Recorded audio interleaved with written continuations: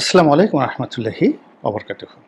সম্মানিত দর্শক, ঢাকার মাইলস্টোন স্কুল অ্যান্ড কলেজে যে মর্মান্তিক দুর্ঘটনা ঘটেছে সেটি নিয়ে মূলত এটি আমার প্রথম ভিডিও। আমি খুবই দুঃখিত যে যখন এই দুর্ঘটনাটি ঘটলো তখন থেকে আসলে আমি চেষ্টা করছিলাম বিষয়টি নিয়ে বক্তব্য দেওয়ার জন্য। আমি ঢাকার বাইরে আছি বেশ কয়েকদিন ধরে, এবং আমি যেখানে আছি সেখানে আসলে কয়েকদিন খুব ঘন ঘন কারেন্ট চলে যাচ্ছে, ইন্টারনেট থাকছে না। এর কারণে আসলে আমি ভিডিও করতে পারিনি, আর আমার শরীরটাও বেশি ভালো ছিল না। ফলে মাইলস্টোন কলেজের যে দুর্বিষহ, দুঃসহ, বিয়োগাত্মক দুর্ঘটনা যে ঘটেছে, ইতিহাসের অন্যতম দুর্ঘটনা, সেটি নিয়ে যখন সারা বাংলাদেশ স্তব্ধ, তখন আমি আমার চ্যানেলে সেই গত ৭-৮ দিন আগে যে সকল ভিডিও আমি করে রেখেছিলাম পুরনো, সেই ভিডিওগুলো আমি আপলোড করেছি। এবং আপনারা জানেন যে এই চ্যানেলের একটা স্বাভাবিক গতি রয়েছে, ইউটিউব চ্যানেলগুলো সেখানে নিয়মিত ভিডিও দিতে হয়। তা আমি দৈনিক ৩টি করে ভিডিও দেই, এবং এটার অ্যাগেনস্টে এটার একটা অ্যালগোরিদম চালু হয়ে গেছে আমার এই চ্যানেলটির।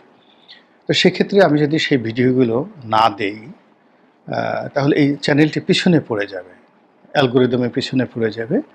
এবং আবার সেই নতুন অ্যালগোরিদমে ফিরে আসা, এটা অনেক সময়, ধরুন একটা চ্যানেল ৭ দিন সে পিছনে পড়ে গেল, ভিডিও দিল না, আবার নতুন করে তাকে লাইমলাইটে আসতে হইলে হয়তো তাকে ২-৩ মাস আবার পরিশ্রম করতে হবে। এই জন্য যারা ইউটিউব চ্যানেল দেখেন বা যাকে বলা হয় যারা চালান, তারা এটা খুব ভালো করে, অনেকে জানেন অনেকে জানেন না, সেটা হলো এটা ধারাবাহিকতা বজায় রাখার জন্য নিয়মিত এখানে ভিডিও দিতে হয়। তো দৈনিক আমি যেমন ৩টি ভিডিও দিই, সব ভিডিওর কোয়ালিটি ভালো হয় না, বা সকল ভিডিও প্রাসঙ্গিক হয় না। অনেকটা মনের বিরুদ্ধে, ইচ্ছার বিরুদ্ধে অনেক কথা বলতে হয় শুধুমাত্র এই চ্যানেলটিকে চালু রাখার জন্য। এখন আপনারা হয়তো বলতে পারেন যে আপনার তো টেলিভিশন টক শোতে আপনি যান নিয়মিত, তারপর আপনার রাজনীতি আছে, ব্যবসা-বাণিজ্য আছে, আপনার এই সমস্ত ইউটিউবিং করার দরকারটা কী? বাস্তবতা হলো যে গত ৬ বছর ধরে আমি এই ইউটিউব চ্যানেলটা ধীরে ধীরে গড়ে তুলেছি, এবং শেখ হাসিনার জমানাতে যদি আমার এই ইউটিউব চ্যানেলটা না থাকতো, বিশ্বাস করেন তারা আমাকে কিন্তু গুম করে ফেলত। কাজেই এই যে সামাজিক মাধ্যমটি, এটি আমার রাজনীতিতে, আমার অস্তিত্বে, আমার বেঁচে থাকার জন্যে, এবং জনগণের সঙ্গে আমার যে সম্পৃক্ততা, এজন্য আমাকে যে সাহায্য করেছে, সহযোগিতা করেছে, এই কারণে অনেক সময় আমার মনের বিরুদ্ধে অনেক ভিডিও করি বা ভিডিও আপলোড করি, যেগুলো ধারাবাহিকতার জন্য। কেননা প্রতিদিন ৩টি ভিডিও করাটা আসলে শোভনীয় নয়, আমার কাছে ভালো মনে হয় না, আমার কষ্ট হয় খুব। তারপরে এই কাজটা করি। এবং যেহেতু আগে প্রথমে একটা ভিডিও করতাম, তারপরে ২টো ভিডিও, কিন্তু গত জুলাই মাসে, মানে ২০২৪ সনের জুলাই মাসে যখন দেশের অবস্থা খুব উত্তাল, মানুষ চাচ্ছিল যে আমি আরও ৮টা-১০টা ভিডিও করি, কিন্তু আমি তখন ৩টে করেছি। কেননা যদি ওই ৮টা-১০টা একবার উঠে যাই, তখন আবার যদি আমি ৮-১০ থেকে নামতে থাকি, তাহলে এই চ্যানেলের অ্যালগোরিদম কমে যায়। তো এই কারণে যে লম্বা বিবৃতি দিলাম, এই কারণে যে মাইলস্টোন এই কলেজের যে দুর্ঘটনা, এটি নিয়ে দেরি হয়ে গেল আমার আপনাদের সামনে আসতে। আপনারা সবাই ক্ষমা সুন্দর দৃষ্টিতে দেখবেন। আমার একটা সংবেদনশীল মন রয়েছে। আমি একজন পিতা, আমার ৩টি সন্তান রয়েছে যারা সবাই বড় হয়ে গেছে।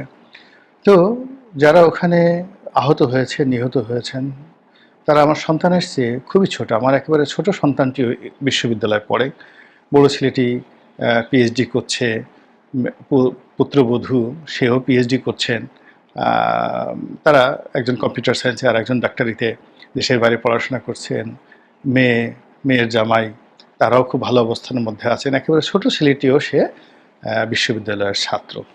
তো সেই দিক থেকে আমি এই যে যাকে বলা হয় মাইলস্টোন কলেজের যে দুর্ঘটনা বা ট্র্যাজেডি ঘটেছে, সেখানে যারা আহত হয়েছে, নিহত হয়েছেন, আমাকে আসলে আমার ছেলেমেয়েরা যখন 1, 2, 3, 4, 5 সেখানে পড়তেন, তাদের সঙ্গে যখন আমার একটা হৃদ্যতাপূর্ণ সম্পর্ক ছিল, রোজ আমি স্কুলে নিয়ে যেতাম, স্কুল থেকে নিয়ে আসতাম, আমাদের মধ্যে ভাব বিনিময় হতো, কথাবার্তা হতো, কত রকম খুনসুটি হতো, সেই স্মৃতিগুলো আমার কাছে সামনে চলে এসেছে। এবং আমি ভেবেছি যে আজ যদি আমার মেয়ে বা আমার সন্তান ওখানে পড়াশোনা করতো, তাহলে তাদের যদি এরকম দুর্ঘটনা ঘটতো, তাহলে আমার কি হতো? ফলে কি হলো, যারা হারিয়েছেন তাদের মতো আমি বেদনা হতে পারবো না, কিন্তু যে দৃশ্য আমি দেখেছি আমার হৃদয় মন ভেঙে গেছে, আমার মাথার উপরে রীতিমতো বাজ পড়েছে।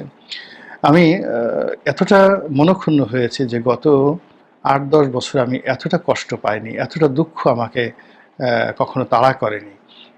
তো যার জন্য আমি ১ম এ ভিডিওর শুরুতে যারা আহত হয়েছেন, নিহত হয়েছেন তাদের সকলের জন্য সমবেদনা। যারা নিহত হয়েছেন তাদের জন্য জান্নাতুল ফেরদাউস, এবং নিহতর যারা পরিবার, আল্লাহ রাব্বুল আলামিন যেন তাদেরকে এই দুঃখ যাকে বলা হয় কাটিয়ে ওঠার তৌফিক এনায়েত করেন। যারা আহত আছেন তাদের উন্নত চিকিৎসা, সর্বাধিক সুন্দর চিকিৎসা এবং সুস্থতার জন্য আল্লাহর দরবারে ফরিয়াদ করছি। এখন বক্তব্য হলো যে এই যে এত বড় একটা দুর্ঘটনা আমাদের জাতীয় জীবনে ঘটলো, এটা কি কারো পাপ, নাকি ভুল, নাকি অন্যায়, নাকি ইচ্ছাকৃত? এই জিনিসগুলো এখন আলোচনা করতে হচ্ছে। প্রথমত হলো যে বিমানটি, যেটিকে বলা হয় ফাইটার প্লেন বা জঙ্গি বিমান, এই বিমানটি ঢাকা শহরে উড়ে তারা ট্রেনিং করছিল, এবং যে পাইলট তিনি নিঃসন্দেহে বাংলাদেশের একজন সূর্য সন্তান। তার একেবারে কর্মজীবনের সর্বশেষ পরীক্ষাটা ছিল এই বিমানটিকে কেন্দ্র করে, এবং এই দুর্ঘটনাটি এটি ঘটেছে এখানে। যদি আমরা এটাকে খুব স্বাভাবিকভাবে ধরি তাহলে দুঃখ পাবো, কষ্ট পাবো, কিন্তু বিতর্ক হবে না। কিন্তু এখানে স্বাভাবিকভাবে এই বিষয়টি ধরার কোনো রকম সুযোগ নেই। মনে হচ্ছে এই ঘটনার সাথে আন্তর্জাতিক চক্রান্ত রয়েছে। মনে হচ্ছে এই ঘটনার সঙ্গে আমাদের দেশীয় বিভিন্ন সংস্থার যারা দুর্নীতিবাজ কর্মকর্তা রয়েছেন তাদের দুর্নীতি রয়েছে। মনে হচ্ছে যে এই ঘটনার সঙ্গে অনেক অদক্ষ যারা লোকজন রয়েছে তাদের অদক্ষতা কাজ করছে। মনে হচ্ছে এই ঘটনার সঙ্গে অনেক যাকে বলা হয় অযোগ্য অথর্ব লোকের যে উল্লম্ফন সেটা রয়েছে। একে একে সেই জিনিসগুলো বলছি, নিচের থেকে শুরু করি। প্রথমত স্কুল অ্যান্ড কলেজ যে জায়গাটিতে প্রতিষ্ঠিত হয়েছে, এখন সিভিল এভিয়েশনের অনুমতি, তারপরে বিমান বাহিনীর অনুমতি ছাড়া ওই এলাকাতে এরকম একটি স্থাপনা করা যায় কিনা এটি আমি জানি না। যদি সেখানে ফাইটার প্লেনগুলো নিয়মিত উড়ার বিধান থাকে তাহলে তো অবশ্যই সিভিল এভিয়েশন এবং বিমান বাহিনী কর্তৃপক্ষের একটা অনুমোদন ওখানে লাগবেই। তো সেটা কিভাবে করা হয়েছে আমার জানা নেই। দ্বিতীয়ত, এরকম একটা দুর্ঘটনা যদি ঘটে, বিশেষ করে যখন অগ্নিকাণ্ডের মতো ঘটনা ঘটে, সেখানে মাইলস্টোনের মতো একটা আধুনিক শিক্ষা প্রতিষ্ঠানে প্রায় সকলেরই এই ধরনের নিয়মিত ট্রেনিং, ফায়ার ফাইটিং ট্রেনিং এটি দিতে হয়, যে কোনো কারণে অগ্নিকাণ্ড ঘটতে পারতো। এখন ওখানে যে ঘটনাটি ঘটছে সেটা অন্যভাবেও ঘটতে পারত। তো যেটা আমরা দেখলাম যে এরকম একটা পরিবেশ পরিস্থিতি মোকাবেলা করার জন্য ওখানে করে যারা ছাত্র শিক্ষক তাদের কোনো রকম মানসিক প্রস্তুতি ছিল না, এবং তারা সবাই দিশেহারা হয়ে পড়েছে। এটা আধুনিক যুগে একেবারে অসম্ভব। এখন যেখানে উন্নত বিশ্বে অজপাড়াগাঁয়ের একটা ছোট প্রাইমারি স্কুল, যেখানে মাত্র ২০-২৫ জন ছেলে মেয়ে অধ্যয়ন করে, ২ জন শিক্ষক রয়েছে, সেখানেও কিন্তু এরকম যাকে বলা হয় প্রাকৃতিক দুর্যোগ হলে কি করতে হবে, বা বন্যপ্রাণীর আক্রমণ হলে কি করা যেতে পারে, হঠাৎ কি অসুস্থ হয়ে গেলে কি করা যেতে পারে, এই ধরনের বিষয়গুলো নিয়মিত ট্রেনিং দেওয়া হয়। তো এখন মাইলস্টোন কলেজের এই ছেলে মেয়েদেরকে স্কুল কর্তৃপক্ষ এই ট্রেনিংগুলো দেওয়া হয়নি। দ্বিতীয়ত হলো যে তাদের এরকম একটা আধুনিক স্কুল অ্যান্ড কলেজ, সেখানে তাদের যে আইডি কার্ড রয়েছে সেখানে তাদের ব্লাড গ্রুপটা খুবই জরুরি ছিল দেওয়া, যেটা দেওয়া হয়নি। ব্লাড গ্রুপটা নিয়মিত দেওয়া হয়নি। তাদের অ্যাটেন্ডেন্সের যে সিস্টেম থেকে শুরু করে অন্য যে বিষয়গুলো রয়েছে সেগুলোতে আমি দেখলাম যে যথেষ্ট গাফিলতি রয়েছে। এবং এখানে তাদের অনেকগুলো বাস রয়েছে, গাড়ি রয়েছে ছেলে মেয়েদের আনা নেওয়ার জন্য, কিন্তু তাদের ওরকম পর্যাপ্ত অ্যাম্বুলেন্স বা মেডিকেল সেবা তার কোনো নজির কিন্তু আমরা দেখিনি। ফলে এখানে যে হতাহতের যে ঘটনা, সেই ঘটনায় যদি তাদের পূর্ব প্রস্তুতি থাকতো তাহলে ঘটনা আরও কম হতো। দ্বিতীয়, যদি আমরা বিমান বাহিনীর ক্ষেত্রে আসি, আমরা জানি যে বিমান বাহিনী যে আগের, এখন নয়, ঠিক আগে একজন বিমান বাহিনী প্রধান ছিলেন আপাদমস্তক দুর্নীতিবাজ। তো সেই দুর্নীতিবাজ লোকটি আমেরিকাতে একবার নিষিদ্ধ হয়েছিলেন, খবর এসেছে। কানাডাতে ঢুকতে পারছেন না, তার ব্যাংক ফ্রিজ করা হয়েছে, তার ছেলেমেয়ে ওখানে আছে, নানা রকম কীর্তি কাহিনী। এখন এই যে বিমান বাহিনীকে কেন্দ্র করে বিমান বাহিনী প্রধানের বিরুদ্ধে যে অভিযোগ এসেছে, এর একটা চ্যানেল রয়েছে, এর একটা সিন্ডিকেট রয়েছে দুর্নীতির, এবং সেই দুর্নীতিটা এখনও চলমান।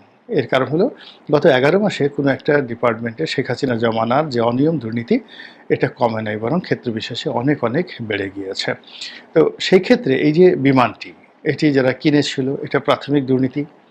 দ্বিতীয়ত হলো এটার মেইনটেন্যান্স থেকে শুরু করে এটা ট্রেনিং যা কিছু আছে, তার সঙ্গেও বিশাল একটা দুর্নীতি জড়িত থাকতে পারে। তো এই বিষয়গুলো নিয়ে আমাদের চিন্তা করতে হবে, যেগুলোকে এই দুর্নীতিকে আপনি রীতিমতো পাপ হিসাবে আখ্যায়িত করতে পারেন। থার্ডলি হলো যে এই ঘটনাটি ঘটার পর বিমান বাহিনীর যে ইমিডিয়েট রেসপন্ড দরকার ছিল, সেনাবাহিনীর যে ইমিডিয়েট রেসপন্ড দরকার ছিল, আইনশৃঙ্খলা রক্ষাকারী বাহিনী থেকে শুরু করে সরকারের যে ইমিডিয়েট রেসপন্ড দরকার ছিল, সেই রেসপন্ডটা আসেনি। ফলে সারা দেশের মানুষ আহত, ব্যথিত, এবং আমার কাছে মনে হচ্ছে কেবলমাত্র ঢাকা বার্ন ইনস্টিটিউট, যেটি শেখ হাসিনার জমানাতে প্রতিষ্ঠিত হয়েছিল, ওই সময়টিতে যখন আন্দোলনের নামে জ্বালাও পোড়াও খুব তীব্র আকার ধারণ করলো এবং প্রচুর মানুষ অগ্নিদগ্ধ হতে শুরু করলো, হাজার হাজার মানুষ অগ্নিদগ্ধ, এদেরকে চিকিৎসা দেওয়ার জন্য সেই যে সাবেক ফ্যাসিস্ট সরকার শেখ হাসিনা, তিনি এই তার নিজের নামে শেখ হাসিনা বার্ন ইনস্টিটিউট নামে একটা এশিয়ার বৃহত্তম হতে পারে অথবা খুব নাম করা এত বড় ইনস্টিটিউট এশিয়াতে আছে বলে আমার জানা নেই। তো এটা তিনি করে দিয়ে গিয়েছিলেন। তো সেই ইনস্টিটিউটটির এখন যারা কর্তা ব্যক্তি রয়েছেন, তারা এই পরিস্থিতির ভয়াবহতা আন্দাজ করতে পেরেছিলেন। ফলে একমাত্র এই প্রতিষ্ঠানটি দেখা গেল যে সমস্ত রুগীদেরকে সেবা দেওয়া, তাদেরকে ভর্তি করানোর ক্ষেত্রে যে করিতকর্ম তারা দেখিয়েছেন এবং এখন পর্যন্ত দেখিয়েছেন, প্রশংসা যদি কাউকে করতে হয় তাহলে এই বার্ন ইনস্টিটিউটের এখন যিনি পরিচালক রয়েছেন এবং তার যারা সহকর্মী রয়েছেন, তাদেরকেই দিতে হবে। এর বাইরে বাকি যারা আছেন প্রায় মোরলে সবাই এরর করেছেন, ভুল করেছেন, আবার অনেকে পাপ করেছেন।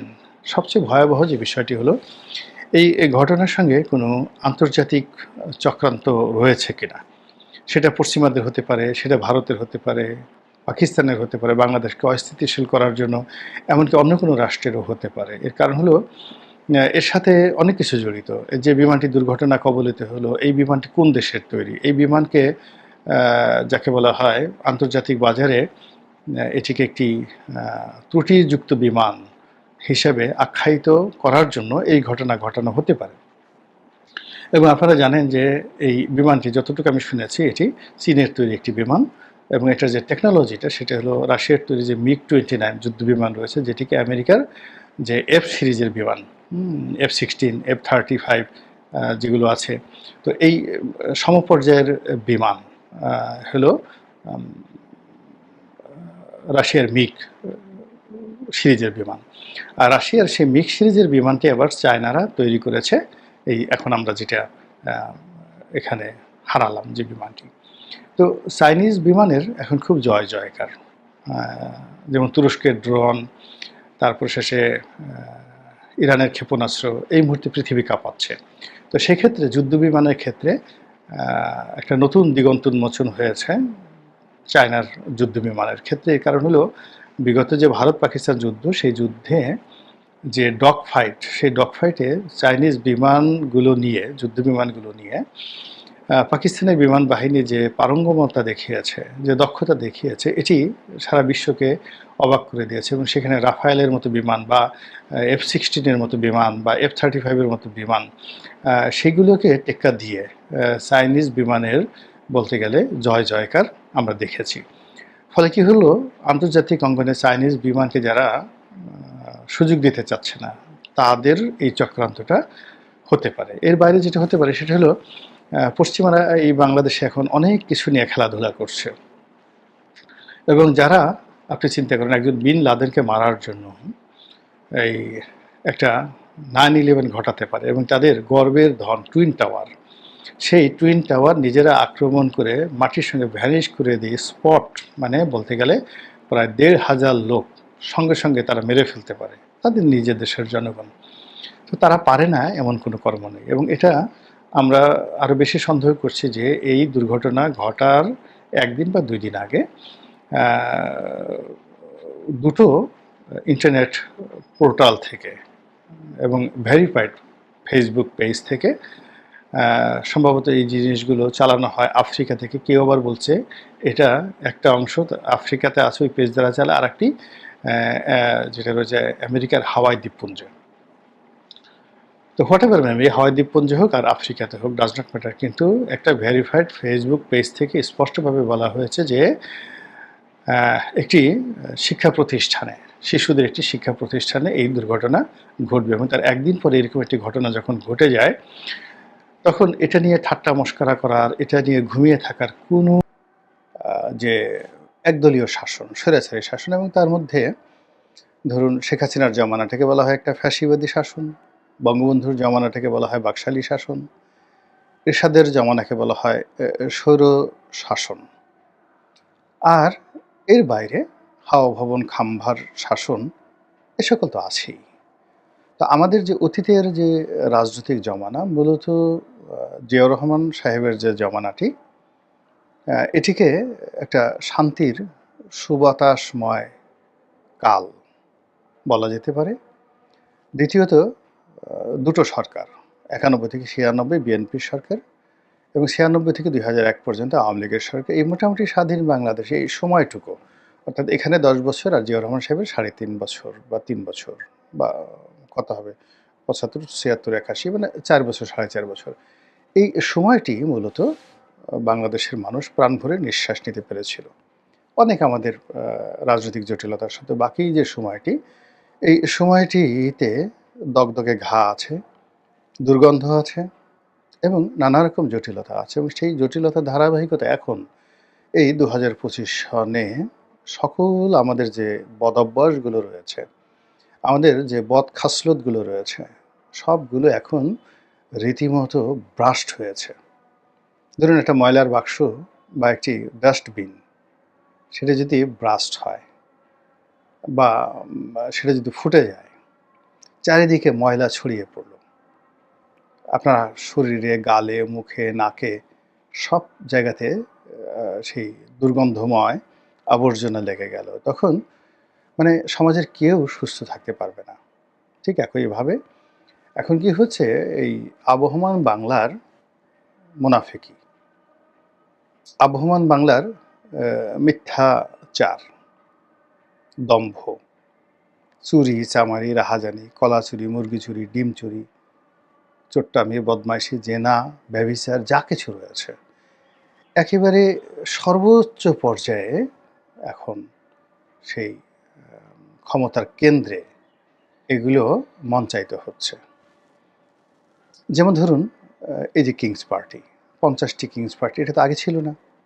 আবার কিংস পার্টির মধ্যে, রাজনৈতিক দলের মধ্যে ধরেন নারী পুরুষের একটি অবৈধ প্রণয়, ফুসফাস ফিসফাস, নেতা নেত্রীর সঙ্গে গোপন সম্পর্ক, এগুলো থাকে, এবং এগুলো বেশিরভাগই গোপন থাকে। মাঝে মধ্যে দুই একটা ভিডিও সাম্প্রতিক সময় প্রকাশিত হয়েছে আওয়ামী লীগ জামানাতে, এগুলো নিয়ে সারা বাংলাদেশ হইচই পড়েছে। কিন্তু এ কি, মানে এই জামানাতে যে নারী কেলেঙ্কারিগুলো হচ্ছে ক্ষমতাধর কিংস পার্টিগুলোর মধ্যে, এই নারী কেলেঙ্কারিগুলো নিয়ে কারো মাথা ব্যথা নেই, বরং যারা এই কেলেঙ্কারি ঘটাচ্ছেন তারা রীতিমতো হিরোতে পরিণত হয়েছেন। শাহরুখ খান, শাকিব খান, ওনাদের যে একটা হিরোইক ইমেজ রয়েছে, তাদের চাইতেও এই যে কেলেঙ্কারি, যৌন কেলেঙ্কারি, রাজনৈতিক নেতাদের, কিংস পার্টির নেতাদের জন্য কেলেঙ্কারি, সেই কেলেঙ্কারির নায়করা সিনেমার নায়কের মতো তারা ক্রেজি হয়ে পড়েছেন। তারপরে যারা নায়িকা, তারা একই অবস্থা, পরিমণির চাইতে, কিংবা জিনা তামান, একটা সময় বলিউডে খুবই বিতর্কিত, আকর্ষণীয়, এবং একই সঙ্গে অনেক কেলেঙ্কারির হোতা ছিলেন জিনা তামান।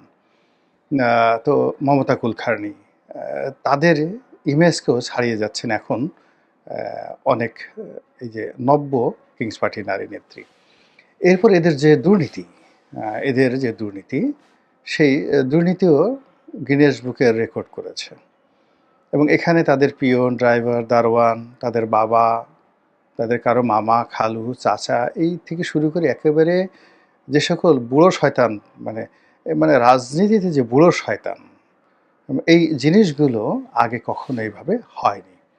আপনি ধরেন একজন উপদেষ্টা মানে মন্ত্রী পদমর্যাদায় তিনি বলতেছেন যে বুড়ো শয়তান বা বড় শয়তান, সরি এটা বুড়ো হবে না, বড় শয়তান তাদের উপর নিঃশ্বাস প্রশ্বাস ফেলছে, এরকম কথাবার্তা। তো যাই হোক, এখন এই যে শয়তান তো অনেক কাজ করে, বড় শয়তান বলেন, বুড়া শয়তান বলেন, তারা অনেক কাজ করে। তো এই জিনিসগুলো আমাদের বাংলাদেশে আসলে কখনো হয়নি। এরশাদ সাহেবের একটু আলুর দোষ ছিল, কিন্তু সেখানে একটা রুচি ছিল, তার একটা রুচি ছিল। তিনি যাদের সঙ্গে রমণ করতেন, প্রেম করতেন, তারা শিক্ষা দীক্ষায় সৌন্দর্যে মানে মাথা ঘুরানো ছিল এবং এরশাদ সাহেবকে সবাই মনে করতো যে ইস, মানে লোকটা জন্ম নিয়েছে একটা বাপের বেটা। যে সমস্ত নারীদেরকে তিনি বিয়ে করেছেন, যাদেরকে তিনি বিছানায় নিয়েছেন, যাদেরকে বান্ধবী বানিয়েছেন, দেখার মতো শিক্ষা দীক্ষা, তারপরে শেষে মান মর্যাদা, টাকা পয়সা সব মিলিয়ে আপনি একজন জিনাত মোশাররফ, একজন শাকিলা জাফর থেকে শুরু করে মুনমুন, এরকম ডজন, ইভেন তার স্ত্রী যারা আছেন সবার দিকে আপনি তাকান। তো তার সঙ্গে আসলে কি হচ্ছে, বর্তমান জমানাতে যা কিছু হচ্ছে এটাকে আপনি অনেকটা বিকৃত রুচি বলতে পারেন। এখানে যাদেরকে দেখা যাচ্ছে বা যাদেরকে নিয়ে স্ক্যান্ডাল হচ্ছে, নারী বা পুরুষ বলেন, এদের দিকে আসলে তাকানো যায় না। তাকানো যায় না, এদের মধ্যে কোনো আকর্ষণ নেই। এদের মধ্যে কোনো রোমান্স নেই, এদের মধ্যে কোনো থ্রিল নেই এরশাদের জমানার মতো। ফলে কি হচ্ছে, এখানে বিকৃতি ঘটছে, দুর্গন্ধ ছড়াচ্ছে, প্রচণ্ড রকম দুর্গন্ধ ছড়াচ্ছে। আর্থিক দুর্নীতির ক্ষেত্রেও একই অবস্থা। এরশাদ জমানাতে আর্থিক দুর্নীতি হয়েছে, শেখ হাসিনার জমানাতে হয়েছে। There is a art of, যাকে বলা হয় করাপশন। করাপশনের একটা আর্ট ছিল। যারা সেই সালমান এফ রহমান যেমন দুর্নীতি করেছেন, আপনি চিন্তা করেন তার দুর্নীতিতে মহাকাশে তিনি দুর্নীতি করেছেন, স্যাটেলাইট পাঠিয়েছেন, বঙ্গবন্ধু স্যাটেলাইট। তিনি সমুদ্রে দুর্নীতি করেছেন, তিনি পেট্রোলিয়ামে দুর্নীতি করেছেন। সব জায়গাতে তার দুর্নীতির একটা আর্ট ছিল। কিন্তু ডিসি নিয়োগ করতে হবে, বদলি করতে হবে, এই সমস্ত মানে খুচরা জিনিস করে, মানে যাকে বলা হয় এরশাদ সাহেব বা শেখ হাসিনার জমানাতে, ইভেন বেগম জিয়ার জমানাতে যারা দুর্নীতির হোতা ছিলেন, তারা এই ধরনের খুচরায় কাজ করেননি। তাদের দুর্নীতির একটা স্টাইল ছিল। কিন্তু এইখানকার দুর্নীতিতে কি হচ্ছে, একেবারে যাকে বলা হয় মুরগি চোরের মতো। মানে একটা মুরগি চোর, ডিম চোর, কলা চোর যেভাবে গ্রাম বাংলায় চুরি করতে গিয়ে ধরা পড়ে, বা শিয়াল যেভাবে চুরি করে, সেই শিয়ালের চুরির মধ্যে কোনো আর্ট নেই। শিয়াল প্রায়ই মুরগি চুরি করে এবং সেই চুরি করতে এসে সে লঙ্কাকাণ্ড ঘটিয়ে ফেলে। তো এইরকম এখন যে চুরিচামারিগুলো হচ্ছে, সেই চুরিচামারি প্রকাশ্য দিবালোকে, এবং এগুলো না আছে কোনো ক্লাস, না আছে কোনো কিছু, এবং এর মধ্যেই যাকে বলা হয় জয় পরাজয়ের নানা রকম রাজনীতির যে গীতিকাব্য, এটি রচিত হচ্ছে। তো এনিওয়ে, এগুলো নিয়ে বললে অনেকক্ষণ বলা যাবে, কিন্তু আজকে যে বিষয়টি নিয়ে বলবো সেটা হলো যে কিংস পার্টি। যে কিংস পার্টিগুলো হয়েছে, প্রায় 50টির মতো কিংস পার্টি আছে। এর মধ্যে kings party A, kings party B, kings party বগল, কিংস পার্টি ডান পকেট, কিংস পার্টি বাম পকেট, কিংস পার্টি কিচেন, মানে কিচেন মানে রান্নাঘরের কিংস পার্টি ডাইনিং টেবিল, এরকম নানা রকম কিংস পার্টি আছে। তো এই কিংস পার্টিগুলোর মধ্যে আনন্দের বন্যা বয়েছে। এই কারণ হলো সাম্প্রতিক সময়ে যে পলিটিক্সগুলো হচ্ছে রাজনীতিতে, সেটা নোংরা বলেন বা সুগন্ধযুক্ত বলেন, এই পলিটিক্সে মনে হচ্ছে যারা এখন সরকারের কর্তা ব্যক্তি, তারা যে লক্ষ্য এবং উদ্দেশ্য নিয়ে এগুচ্ছেন সেখানে তারা সফলতা অর্জন করছেন বলে কিংস পার্টির যারা লোকজন তারা মনে প্রাণে বিশ্বাস করছেন। অতি সম্প্রতি এনসিপি নামক যে দলটি রয়েছে, যেটিকে সবাই কিংস পার্টি বলা হয়, এবং এটিকে বলা হয় সর্দারে কিংস, মানে কিংস পার্টিগুলোর মধ্যে সর্দার একেবারে সবচেয়ে বড় মাতব্বর, কিংবা ধরুন লিডার, কিংবা ধরুন শায়ক, কিংবা ধরুন হজরত, এরকম। তো কিংস পার্টির মধ্যে সবচেয়ে বড় দল, এবং তাদের নেতৃত্বেই অন্যরা এখানে যাকে বলে একটা গুল্লাছুট খেলার জন্য তারা সবাই ঐক্যবদ্ধ। প্রতিপক্ষকে ছুঁয়ে দেওয়ার জন্য, প্রতিপক্ষকে ফাঁকি দেওয়ার জন্য মানে কিংস পার্টি একে অপরের হাত ধরে গ্রামের যে গুল্লাছুট আছে না, সেই গুল্লাছুট এর মতো করে তারা একত্রে আছে এবং বাইরে যারা খেলার জন্য প্রস্তুত আছে বিএনপি এবং তাদের সহযোগী, তাদেরকে ধোঁকা দেওয়ার জন্য, তাদেরকে পরাজিত করার জন্য, তাদের সঙ্গে খেলার জন্য তারা একেবারে গোল হয়ে আছে। তারা সম্প্রতি খুব খুশি। খুশি এই কারণে যে তারা গোপালগঞ্জ যেতে পেরেছে এবং গোপালগঞ্জ থেকে তারা সগৌরবে ফিরতে পেরেছে। কেউ কেউ অবশ্য ঠাট্টা করছে যে তোমরা তো সেখানে গিয়ে ওরকম জনগণ কে আকৃষ্ট করতে পারোনি, তোমাদের সমাবেশের স্থলে মারামারি হয়েছে, কাটাকাটি হয়েছে, তোমরা প্রাণ ভয়ে সেনাবাহিনীর গাড়ির মধ্যে তোমরা ঢুকেছো মাথা নিচু করে, এবং তোমরা যখন গাড়িতে ঢুকছিলা সেনার সদস্যরা তোমাদেরকে ধাক্কায় ধাক্কায় সেখানে ঢুকাচ্ছিল। এ সকল কথা বলার চেষ্টা করছেন অনেকে, আবার অনেকে বলার চেষ্টা করছেন যে আমরা তো ওটা আসলে করতে চাইনি, আমরা ঢুকতে চাইনি সেখানে। তো এনিওয়ে, কিন্তু তারা যেটা বলার চেষ্টা করছেন সেটা হলো যে যেখানে অতীতে কেউ যেতে পারেনি, জিয়াউর রহমান সাহেব যেতে পারেনি, তিনি সেখানে গিয়ে অনুষ্ঠান করে গোপালগঞ্জ গিয়ে আক্রমণের শিকার হেলিকপ্টারে করে নাকি পালিয়ে এসেছেন, এরকম কথা অনেকে বলার চেষ্টা করছেন। কিন্তু আমি আসলে এরকম ঘটনা কখনো শুনিনি জিয়াউর রহমান সাহেব সম্পর্কে। তিনি গোপালগঞ্জে বৈঠক করেছিলেন এবং তিনি তো সব জায়গাতেই হেলিকপ্টারে যেতেন এবং হেলিকপ্টারে আসতেন। এবং জিয়াউর রহমানের ওই আমলটিতে আমরা তো তখন একেবারে কিশোর, দুরন্ত কিশোর। ফলে জিয়াউর রহমানের অনেকগুলো অনুষ্ঠান ঢাকাতে, তারপর শেষে যাকে বলে আমাদের ফরিদপুরে অনেকগুলো অনুষ্ঠান দেখার সুযোগ হয়েছে। তো এরকম কোনো ঘটনা আমরা শুনিও নাই, দেখিও নি।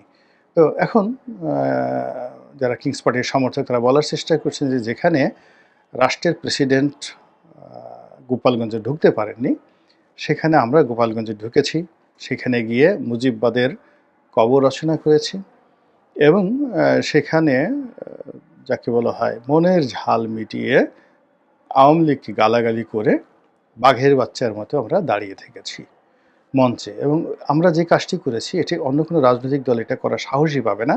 তারা তো গোপালগঞ্জে যাওয়ার আগেই তাদের কাপড় চোপড় নষ্ট হয়ে যাবে। কাজে আমরা যে বিপ্লবে আমরা জীবনের পরোয়া করি না, আমরা সেখানে গিয়েছি, এটাই হলো বড় বিজয়। দ্বিতীয়ত আমরা সেখান থেকে ফিরে আসতে পেরেছি, এটা হলো দ্বিতীয় বিজয়। আর তৃতীয় বিজয় হলো আমরা আবার সেখানে যাব, একবার, দুইবার, তিনবার, বারবার আমরা সেখানে যাবই যাব, আমরা দেখে ছাড়ব। এই যে তাদের যে দৃঢ়তা, এই যে তাদের যে জিদ এবং তাদের যে নেতৃত্বের গুণাবলী, তাদের যে সাহস, তাদের যে শক্তি, এই সব কিছু দেখে যারা কর্তা ব্যক্তি রয়েছেন তারা সত্যিকার থেকে খুব আনন্দিত যে না, পুরুষ হবে তো এরকমই হওয়া উচিত। শক্তি যদি কারো থাকে তো এরকম থাকা উচিত, কথার যদি ঝাঁজ কারো থাকে তো এরকমই থাকা উচিত, এদের দ্বারাই হবে।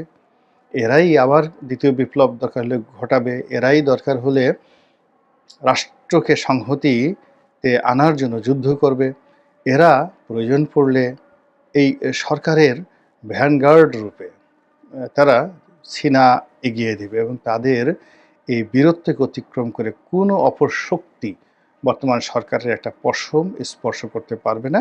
এবং গোপালগঞ্জে তারা যে বীরত্ব দেখিয়ে এসেছেন, এই বীরত্বের ফলে কিংস পার্টিতে রীতিমতো, অর্থাৎ শুধু একটা না, দ্য ডাজনস অফ কিংস পার্টি, সেখানে রীতিমতো আনন্দের বন্যা বইছে।